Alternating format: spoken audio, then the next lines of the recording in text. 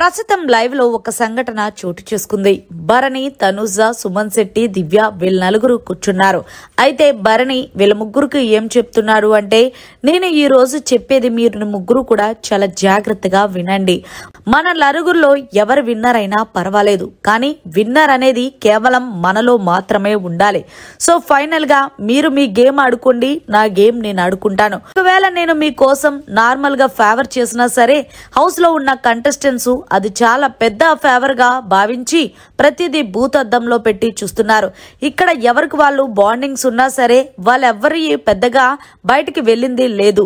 కేవలం నాది తనుజది మాత్రమే ఏదో పెద్ద బాండింగ్ క్రియేట్ చేసుకునేలా చేసేసారు.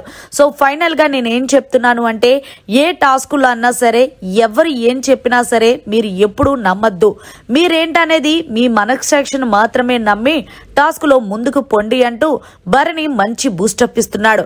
పైగా విన్నర్ ఎవరైనా సరే మన నలుగురిలోనే ఉండాలి, వాళ్ళల్లో ఎవరు విన్నర్ అయినా పర్వాలేదు, కానీ వాళ్ళు బయట వాళ్ళు కాకుండా ఉండాలి అంటూ భరణి చెప్పుకొచ్చాడు. ఇక అలాగే ఒకవేళ నేను ఇమ్యూనిటీ అనేది తనుజాకో లేకపోతే సుమన్ శెట్టికో వీళ్ళిద్దరిలో ఇది చేసి నేను తనుజాకి ఇచ్చానంగో ఇంకో తనుజాకి ఫేవరిజం చేస్తున్నాను అని అంటున్నారు. సో అందుకే ఎవరి గేమ్ వాళ్ళు ఆడుకుంటే బాగుంటుంది అంటూ భరణి మంచిగా చెప్పుకొచ్చాడు.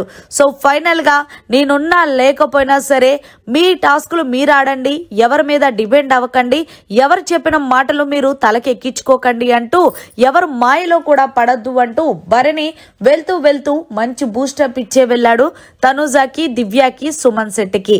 మరి భరణి మాటలపై మీరు ఏమంటారనేది కమెంట్ చేయండి. మరిన్ని లేటెస్ట్ లైవ్ అప్డేట్స్ కోసం చూస్తూనే ఉండండి మీడియా కార్నర్.